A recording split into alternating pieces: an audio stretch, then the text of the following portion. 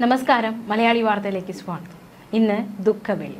ത്യാഗസ്മരണയിൽ വിശ്വാസികൾ യേശുക്രിസ്തുവിൻ്റെയും പീഡാനുഭവത്തെയും കുരിശുമരണത്തെയും അനുസ്മരിച്ചുകൊണ്ട് ലോകമെമ്പാടുമുള്ള ക്രൈസ്തവർ ഇന്ന് ദുഃഖവെള്ളി ആചരിക്കുന്നു. ലോക ചരിത്രത്തിലെ ഏറ്റവും വലിയ സംഭവമാണ് യേശുവിൻ്റെ ക്രൂശീകരണം. മനുഷ്യരാശിയുടെ ചരിത്രത്തിൻ്റെ പ്രയാണം എന്നേക്കുമായി അത് മാറ്റിമറിച്ചു.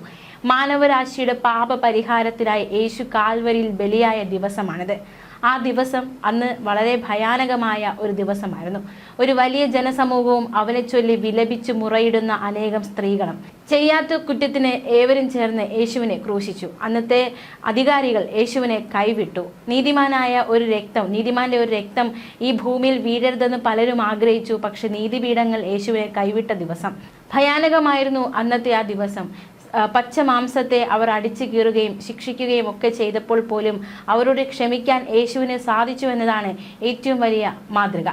ഒരു വലിയ ജനസമൂഹവും അവനെ ചൊല്ലി വിലപിച്ചു മുറയിടുന്ന അനേകം സ്ത്രീകളും അവൻ്റെ പിന്നാലെ വന്നപ്പോൾ ആ ഒരു വേദനയിലും യേശു തിരിഞ്ഞു നോക്കി അവരോട് പറഞ്ഞത്, യെരുശലേം പുത്രിമാരെ, എന്നെ ചൊല്ലി നിങ്ങൾ കരയേണ്ട, നിങ്ങളെയും നിങ്ങളുടെ മക്കളെയും ചൊല്ലി കരവിൻ.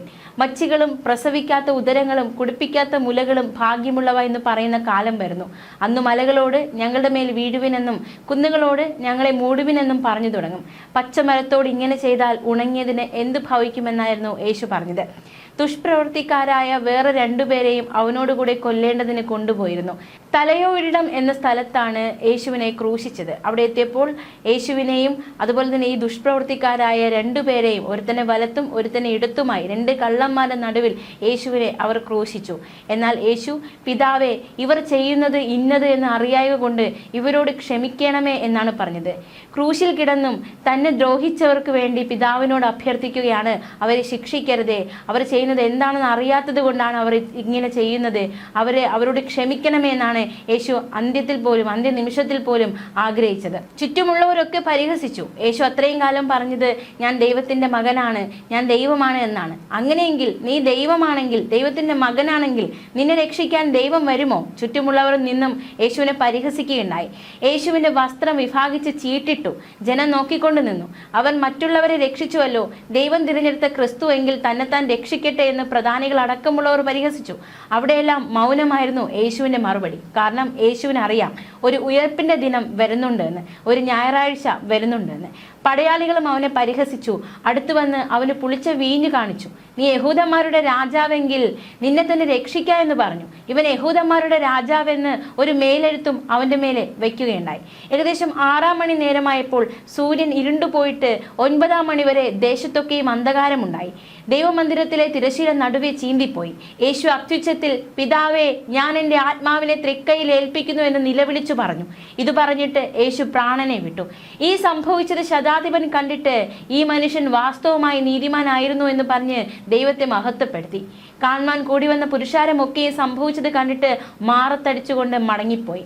അവന്റെ പരിചയക്കാർ എല്ലാവരും ഗലീലയിൽ നിന്ന് അവനെ അനുഗമിച്ച സ്ത്രീകളും ഇത് നോക്കിക്കൊണ്ട് ദൂരത്ത് നിന്നു. അരിമത്യ എന്നൊരു യഹൂദയ പട്ടണക്കാരനായി നല്ലവനും നീതിമാനും ദൈവരാജ്യത്തെ കാത്തിരുന്നവനുമായ യോസെഫ് എന്നൊരു മന്ത്രി, അവൻ അവരുടെ ആലോചനയ്ക്കും പ്രവൃത്തിക്കും അനുകൂലമല്ലായിരുന്നു. പീലാത്തോസിന്റെ അടുക്കൽ ചെന്ന് യേശുവിന്റെ ശരീരം ചോദിച്ചു. അത് ഇറക്കി ഒരു ശീലയിൽ പൊതിഞ്ഞ് പാറയിൽ വെട്ടിയിരുന്നതും ആരെയും ഒരിക്കലും വച്ചിട്ടില്ലാത്തതുമായ കല്ലറയിൽ വെച്ചു. അന്ന് ഒരുക്കനാളായിരുന്നു, ശബത്തും ആരംഭിച്ചിരുന്ന ദിവസം. ഗലീലയിൽ നിന്ന് അവനോട് പോകുന്ന സ്ത്രീകളും പിന്നാലെ ചെന്ന് കല്ലറയും അവന്റെ ശരീരവും വച്ച വിധവും കണ്ടിട്ട് മടങ്ങിപ്പോയി സുഗന്ധവർഗവും പരിമളത്തൈലവും ഒരുക്കി. കൽപ്പന അനുസരിച്ച് ശബത്തിൽ സ്വസ്ഥമായിരുന്നു. യേശുവിനെ ക്രൂശിച്ച വിധമാണിത്. വളരെ ക്രൂരമായിട്ടാണ് ലോകം യേശുവിനോട് പെരുമാറിയത്. ലോകം യേശുവിനോട് അതിക്രൂരത കാണിച്ചെങ്കിൽ പോലും തൻ്റെ ജീവൻ നൽകി ലോകത്തെ സ്നേഹിച്ചു യേശു. ആ ഒരു ത്യാഗം, ആ ഒരു സ്മരണയിലാണ് വിശ്വാസികൾ ഒന്നടങ്കമായിരിക്കുന്നത്. വിശ്വാസികൾക്ക് മാത്രമല്ല, ലോകത്തിന് മുന്നിലും യേശു വെച്ചൊരു മാതൃകയുണ്ട്. നമ്മളെ ദ്രോഹിക്കുന്നവരോട് പോലും ക്ഷമിക്കാനുള്ളൊരു മനസ്സ് നമുക്കുണ്ടാകണം.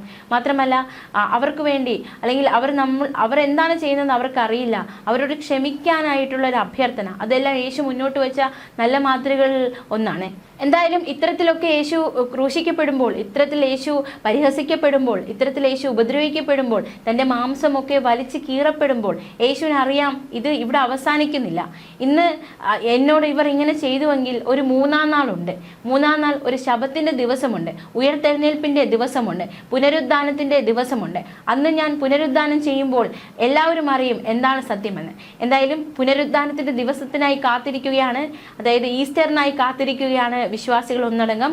ഇന്ന് ദുഃഖവെള്ളിയും ആചരിക്കുകയാണ് വിശ്വാസികൾ ഒന്നടങ്കം. മറക്കാതിരിക്കട്ടെ യേശു നമുക്ക് മുന്നിൽ നൽകിയ മാതൃക. ന്യൂസ് ഡെസ്ക് മലയാളി വാർത്ത.